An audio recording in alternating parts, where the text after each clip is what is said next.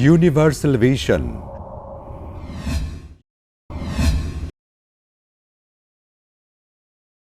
Positive পাঠিয়েছেন Johnny Ahmad. আসসালামু আলাইকুম। ওয়ালাইকুম আসসালাম ওরহমতুল্লাহ। ভাই জনি আহমদ, আপনার প্রশ্নটি আমরা পেয়েছি। আপনার প্রশ্ন হচ্ছে, কেউ যদি এমন আকীদা পোষণ করে তার ব্যাপারে হুকুম কি? এক, একাধিক অর্থবোধক শব্দ বা আয়াতের অর্থ বা ব্যাখ্যা করার সময় কমন সেন্সের রায় বা বিজ্ঞানের প্রতিষ্ঠিত তথ্যের সাথে মেলানোর চেষ্টা করতে হবে। তারপর ৩, একই বিষয়ের সকল হাদিস পাশাপাশি রেখে পর্যালোচনা করে চূড়ান্ত সিদ্ধান্তে পৌঁছাতে হবে। হাদিস কমন সেন্সের সর্বসম্মত রায়ের বিরোধী হবে না। ৫, হাদিস বিজ্ঞানের প্রতিষ্ঠিত তথ্যের বিরোধী হবে না। অর্থাৎ এইসব শর্তে একটি হাদিসকে মানতে হবে না। এই শর্তগুলি পাওয়া না গেলে মানা যাবে না। এই আকীদা পোষণ করার সম্পর্কে প্রশ্ন করেছেন। এখানে প্রথম যে কথা, যে আয়াতের অর্থ, একাধিক শব্দ বা আয়াতের অর্থ যদি অনেক অর্থ হয়, একাধিক অর্থবোধক কোনো শব্দ বা আয়াত থাকে, ব্যাখ্যা করার সময় কমন সেন্সের রায় বা বিজ্ঞানের প্রতিষ্ঠিত তথ্যের সাথে মেলানোর চেষ্টা করতে হবে। এটা কোনো জরুরি নয়। কমন সেন্সের ভিত্তিতে কোরআনের ব্যাখ্যা করা, আসলে রাইসুল মুফাসসিরিন ইবনে আব্বাস বলেছেন যে কোরআনের তাফসীর 4 প্রকার। এক প্রকার হলো তাফসীরুন ইয়ারিফু কুল্লু আহাদ, এমন ব্যাখ্যা যেটা আমরা সবাই জানি। এখানে কমন সেন্সের কথা সেখানে আসতে পারে, কিন্তু এইভাবে কোরআনের তাফসীরের জন্য একটা শর্ত জড়িয়ে দেয়া, এটা আসলে উচিত না। মানুষ তার আল্লাহ যে বুঝ দিয়েছেন সেই বুঝ থেকে মানুষ আয়াতের একটা অর্থ তো বুঝবে। তাফসীরুন ইয়ারিফু কুল্লু আহাদ একটা তাফসীর যেটা সবাই জানে, যেমন আলহামদুলিল্লাহ রাব্বিল আলামিন, সকল প্রশংসা আল্লাহর জন্য যিনি বিশ্বজাহানের স্রষ্টা প্রতিপালক। আমরা কে না বুঝি এই আয়াতের অর্থ? এত ক্লিয়ার, এত স্পষ্ট। সূর্যের আলো যেমন মানুষ মাত্র আমরা বুঝি এটা সূর্যের আলো, ঠিক কোরআনের এই ব্যাখ্যা, সহজ সরল ডাইরেক্ট ব্যাখ্যাগুলো আমরা সবাই জানি। এটা হলো প্রথম তাফসীর। দ্বিতীয় তাফসীর হলো তাফসীরুন ইয়ারিফুহু আহলুল লুগা। দ্বিতীয় তাফসীর যেটা শুধু আরবি ভাষীরা বুঝবে, আরবি ভাষাভাষী যিনি নন তিনি সেই মর্মটা বুঝবেন না। এক একটা ভাষার এক একটা সূক্ষ্ম বৈশিষ্ট্য আছে যেটা ওই ভাষাভাষী লোকেরা ছাড়া অন্যরা সেই ভাষা থেকে সেই অর্থমর্ম উদ্ধার করতে পারে না। অতএব সেটা শুধু আরব ভাষীরা বুঝবে, অনারবীয়রা সেটা বুঝে তাদের জন্য দুষ্কর। তাফসীরের তৃতীয় প্রকার হলো তাফসীরুন ইয়ারিফুল উলামা। একটা তাফসীর আছে যেটা উলামারা বুঝেন, বিশাল ইলমের ভান্ডার যারা, সেই তাফসীর তারা বুঝবেন। যেমন আজকাল মহাকাশী অনেক তথ্য সম্বলিত আয়াত, ভূতত্ত্ব বিজ্ঞানের আয়াত বা প্রাণী বিজ্ঞানের আয়াত, অনেক অনেক আয়াত আছে যেগুলো এই বিষয়ে যারা পণ্ডিত ব্যুৎপত্তির অধিকারী তারা বুঝে, সাধারণ পাবলিক এটা বুঝবে না। তেমনি শরিয়ার এমন অনেকগুলো বিষয় আছে যেটা শরিয়ার স্পেশালিস্ট ওলামায়ে কেরাম, প্রাজ্ঞ বিজ্ঞ অভিজ্ঞ ওলামায়ে কেরাম ছাড়া সেগুলোর অর্থ বুঝবে না। সেগুলো হতে পারে। আর চতুর্থ তাফসীর তাফসীরুন লা ইয়ারিফুহু ইল্লাল্লাহ, একটা তাফসীর যেটা আল্লাহ ছাড়া কেউ জানে না।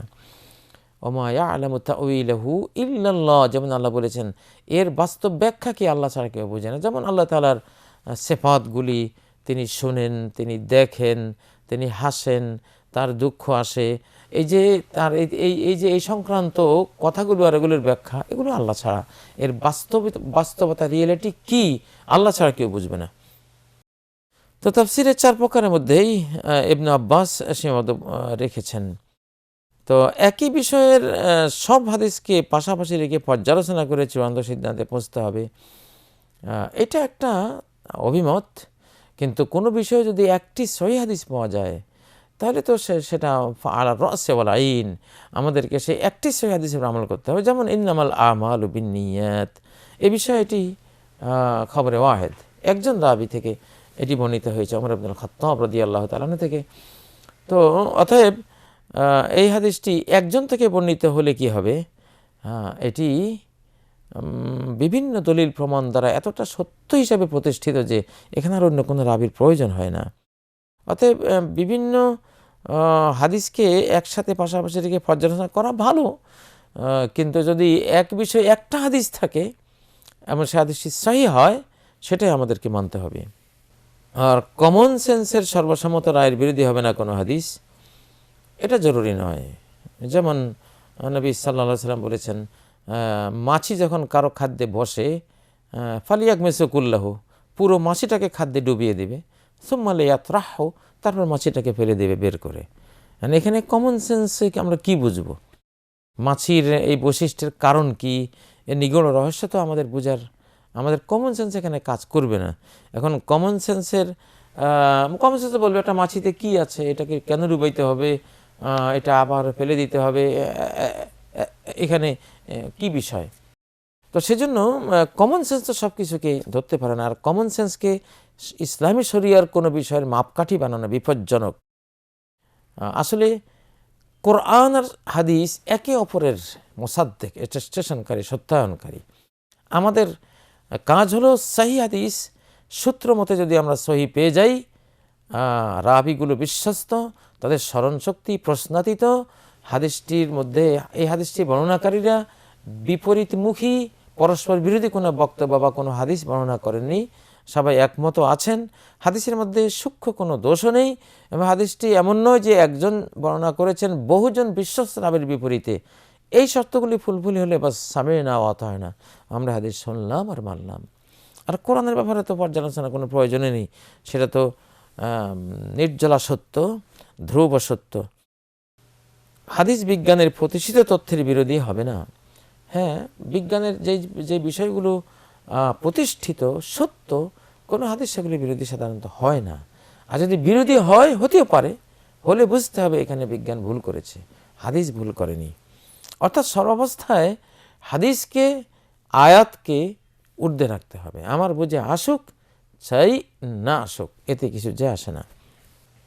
যেমন ডান কাত হয়ে শুতে হবে, এর উপকারিতা কি, কেনই বা ডান কাত হয়ে শোয়া সুন্নাহ, এর উপকারিতা এবং এর যৌক্তিকতা এখন মানুষ বুঝতেছে মেডিকেল সায়েন্সের বদৌলতে, যে হার্টের জন্য কতটা উপকারী এটি, হার্টের রোগীদের জন্য কতটা কল্যাণ করে ডান কাতে শোয়া, আরও কত কল্যাণ আছে, এটা ভবিষ্যতে বেরিয়ে আসবে ইনশাআল্লাহ।